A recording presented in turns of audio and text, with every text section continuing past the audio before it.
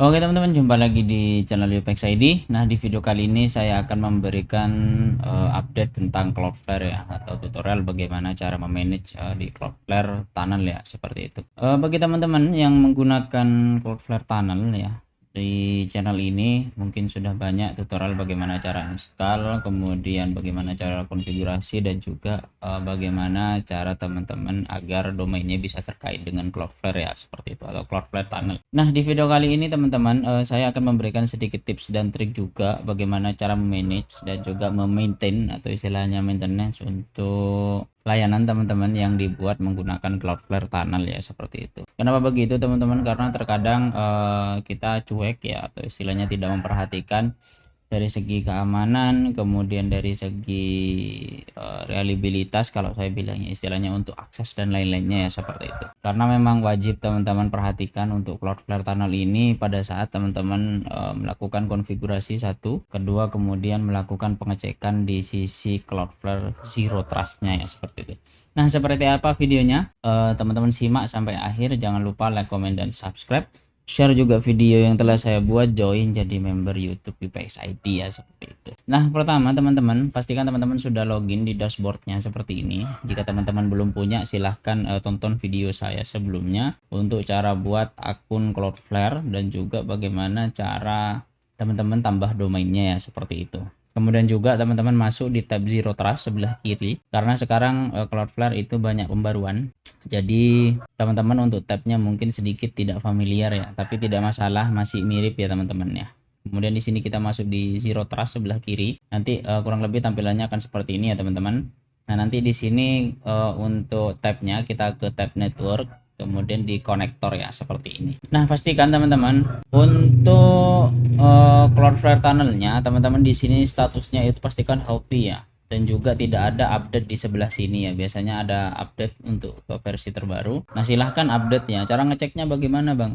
Nah, cara ngeceknya itu cukup di titik 3 ini, kemudian di configure. Nah, di bawah teman-teman pastikan cek ya untuk versinya ya. Nah, di sini jika versi terbaru biasanya sesuai dengan bulan ya, kalau Cloudflare. Jadi di sini contoh 2026 bulan 3 titik 0 ya, seperti itu. Kalau saya bacanya seperti itu, atau mungkin teman-teman punya tips lain silahkan komentar di bawah ya. Kenapa begitu? Karena memang untuk jaga-jaga koneksi yang satu, yang kedua yaitu agar teman-teman koneksinya itu lebih stabil ya, seperti itu. Maksudnya stabil ya, terkadang ada bug dan lain-lain ya. Seperti kalau saya biasanya saya sering cek sekitaran 2 minggu sekali atau 1 bulan sekali paling lamanya, karena terkadang di sini di atas ada untuk update-nya ya, seperti itu. Kemudian juga untuk manajemen domain ya, contoh teman-teman manajemen domain di sini ya, pastikan untuk konektor dan juga aksesnya itu mengarah ke satu konektor ya, seperti itu. Contoh semisal yang saya di sini ini ada 3 ya teman-teman, jadi ada Dell server, kemudian ada mini PC, dan juga ada Dell OS ya. Nah, untuk yang Dell server ini untuk konektornya itu ada di LXC ya, atau di kontainer bilangnya di Proxmox, di server Dell R720 yang seperti itu. Kemudian juga yang ini ada di mini PC T9 Plus di rumah ini kebetulan ya teman-teman. Karena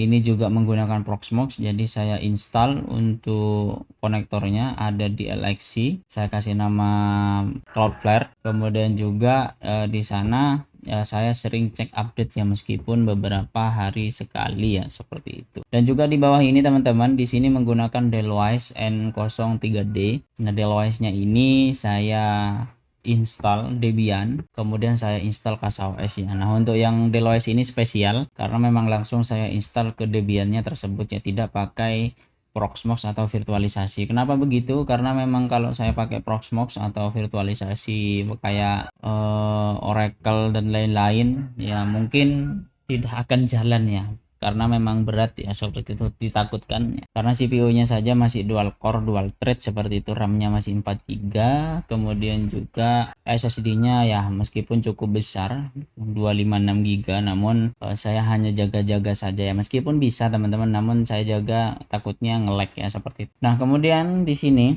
kenapa tadi saya bilang bahwasanya untuk konektornya itu pastikan mengarahnya ke domain yang akan diarahkan ke lokal tersebut. Contoh semisal seperti ini ya. Di Dell server ini kita ambil contoh salah satunya. Di sini ada publish application root.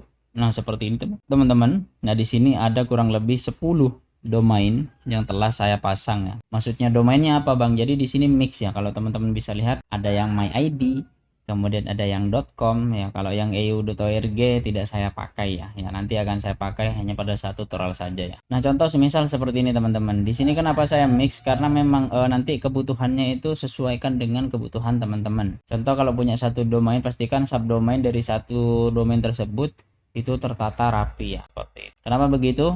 Karena terkadang pada saat teman-teman akses itu mengarahnya salah server ya. Contoh semisal saya ingin pasang untuk Micmon ya, contohnya ini, mohon maaf ya base saya. Nah, ini dia. Saya buka di sini contoh Micmon dengan as.ipxid.com ya. Contoh seperti ini, Micmon. Nah, untuk Micmonnya ini berada di server Dell R720 saya. Berarti saya arahkan ke konektor yang ada di Dell SRV ini atau Dell server ya, Dell R720 saya ya. Kemudian baru saya buat public application root ya. Jika teman-teman untuk konektornya itu banyak atau mungkin beberapa lokasi.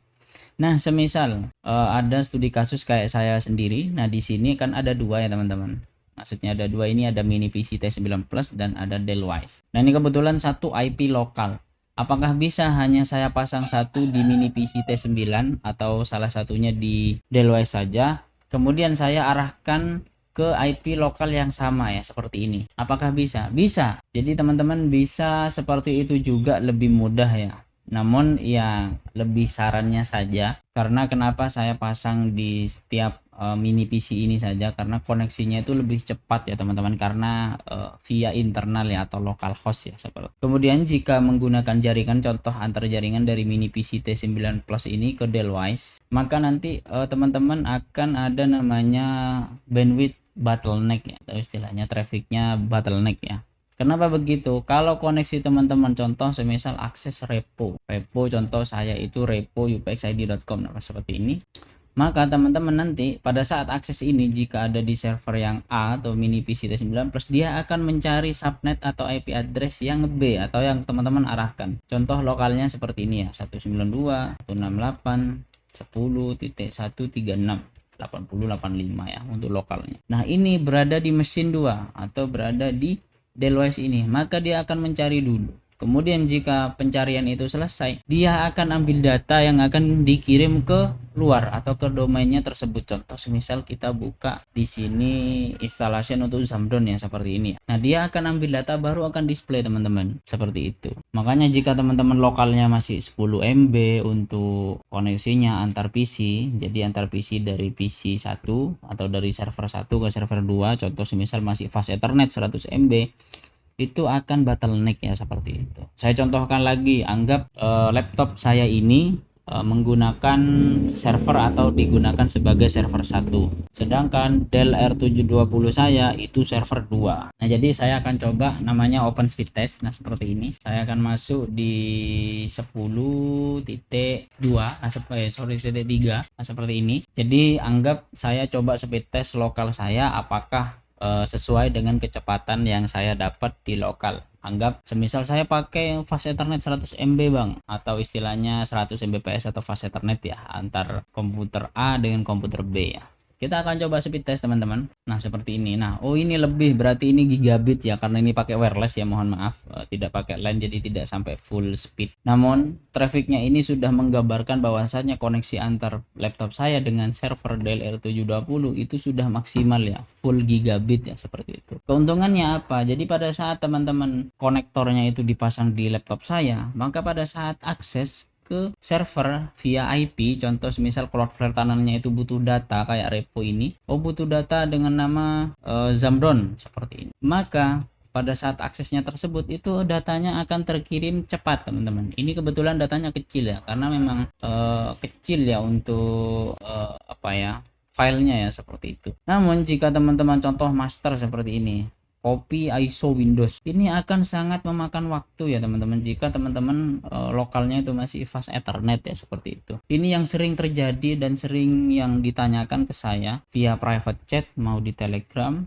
ataupun di WA ya seperti itu. Kenapa Bang saya install di Proxmox A, kemudian di Proxmox B itu tidak berjalan dengan semestinya ya pada saat saya akses, atau saya pasang di satu mesin saja biar tidak banyak menggunakan LXC atau tidak banyak makan resource ya seperti itu. Jadi saya tekankan lagi teman-teman, jika teman-teman menggunakan Cloudflare tunnelnya itu atau install konektornya itu pastikan ya lokalnya saja ya. Meskipun Cloudflare tunnel itu tidak banyak makan RAM ya seperti itu. Di sini saja untuk Cloudflare tunnelnya ini saya masuk dulu ya. Nah, di sini teman-teman bisa lihat di sini ada namanya LXC Cloudflare ya seperti ini. Nah, LXC ini saja teman-teman bisa lihat dengan spesifikasi ya, mohon maaf ini karena memang saya gila-gilaan naruhnya ya ke sini. Nah, dengan spesifikasi 4 core CPU, saja itu hanya terpakai 0,0. Kemudian untuk RAM-nya masih menggunakan hanya 40 mega ya teman-teman, tidak besar ya, karena konektor ini hanya fungsinya memforward ya seperti itu. Dengan board disknya itu masih 10 giga saya berikan karena ini memang dulu sudah lama, namun berjalan dengan lancar ya teman-teman. Jika akses contoh kayak repo ini via online ya, jika teman-teman butuh file contoh kayak Migmon ini, nah ini Migmon router OS versi 7, jadi teman-teman bisa cek saja jika teman-teman butuh ya seperti ini. Teman-teman bisa cek kemudian bisa download untuk filenya dengan cara centang ini, baru teman-teman klik download ya. Nah, itu cukup cepat ya teman-teman aksesnya sekarang karena saya pindah servernya, tidak saya taruh di rumah lagi untuk repo karena di rumah sering down sekarang internet. Jadi teman-teman kadang bilang Docker Compose-nya enggak ada. Kalau Docker Compose enggak ada itu nanti akan saya perbaiki lagi atau saya carikan lagi. Tapi ada yang bilang tidak bisa diakses servernya Bang karena memang di rumah sering down ya. Jadi teman-teman jika butuh untuk file kemudian konfigurasi kayak ada di KSOS Docker Compose-nya ini, teman-teman bisa cari ya di sini seperti itu. Jadi intinya teman-teman untuk optimasi dari Cloudflare tunnelnya ini atau Cloudflare konektornya ini, pastikan teman-teman koneksi lokalnya itu tidak bottleneck. Kemudian juga pastikan di sini untuk update sering-seringlah update ya teman-teman. Yang saya jaga itu koneksi pada saat tidak stabilnya ya, bukan pada saat stabilnya seperti itu. Mungkin seperti itu saja teman-teman.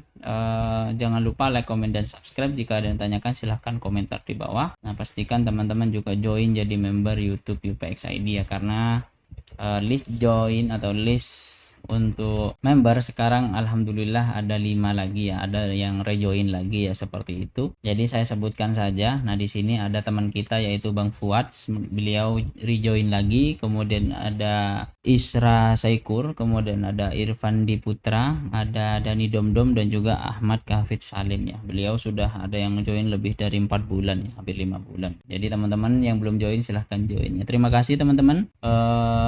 Sampai jumpa di video selanjutnya ya. Bye bye.